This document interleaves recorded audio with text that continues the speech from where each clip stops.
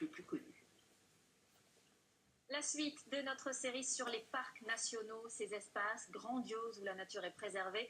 Après les Pyrénées et Porquerolles, nous sommes ce mercredi dans le Mercantour, où Olivier Théron et Virgile Yadot ont entre autres rencontré des personnages hauts en couleur. Sur les pentes du massif du mont Saint-Honorat, au milieu de la forêt. Ce matin-là, on se prépare à une randonnée dans le Mercantour.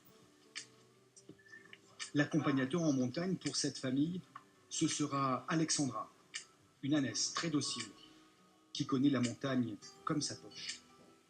Les bagages sont répartis dans des sacs pesés au kilo près. 14. Il faut être sûr que ça tourne pas. Si au fur et à mesure que l'âne marche, il ne faut pas que la charge bascule d'un côté ou de l'autre. Et donc il faut bien serrer au moment où on l'installe. Lorsqu'Alexandra est bâtée, sa charge bien posée sur son dos, l'aventure commence. Direction le monde protégé et sauvage du parc national. La marche se fait au rythme du pas de l'âne, le rythme de la montagne.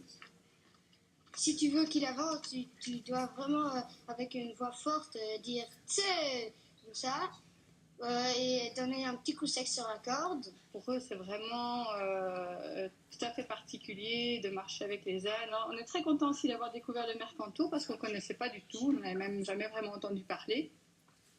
Ils sont partis pour 2 jours de marche, vers le cœur du parc. Un espace de 68 500 km², totalement préservé, avec ses barres rocheuses et ses alpages.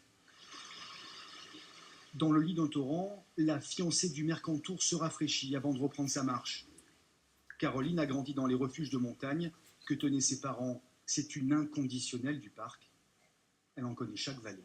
On s'aventure sur un petit chemin et là, tout de suite, on se sent libre en fait. On est à l'écoute des petits bruits de la rivière, le vent. Puis ensuite, il y a les oiseaux, les animaux. Il y a des rencontres fugaces qui peuvent nous surprendre et puis nous emporter en fait dans le monde sauvage. Oula, oula. Ça va, Christian? Ça va bien? Oui. Bon, elles vont bien sinon, les bêtes. Très bien. T'en as combien cet été? Là, j'ai 800 moutons. Christian Toche passe l'estive dans le parc. Il y mène son troupeau. Ici, par exemple, on est sur Barès, sur l'alpage de Barès. C'est une très très bonne alpage, très joli secteur, c'est magnifique.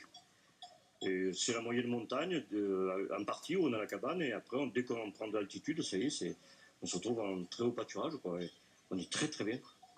Seul problème pour les brebis, la présence du loup qui rôde.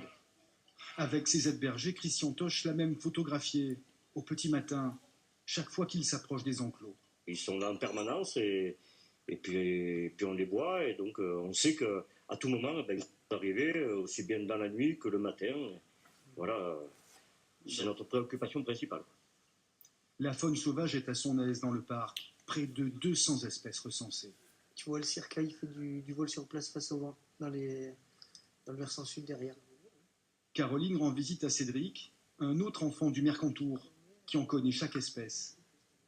Les faucons pèlerins vivent sur ce territoire et là, toute la vallée, c'est leur territoire de chasse. Sa passion, c'est dévoiler avec son appareil photo la vie de la faune. Une passion qui demande une patience infinie.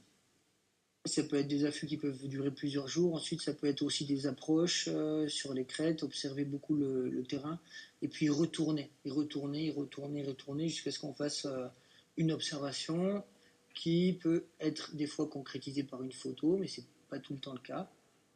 Avec Caroline, ils ont rassemblé ces moments d'intimité des animaux dans un ouvrage, Mercantour sauvage. Le soir tombe, le soleil accroche ses derniers rayons sur les tiges des chardons. Le Mercantour, créé il y a 34 ans, continue sa mission, préserver la biodiversité entre les Alpes et la Méditerranée.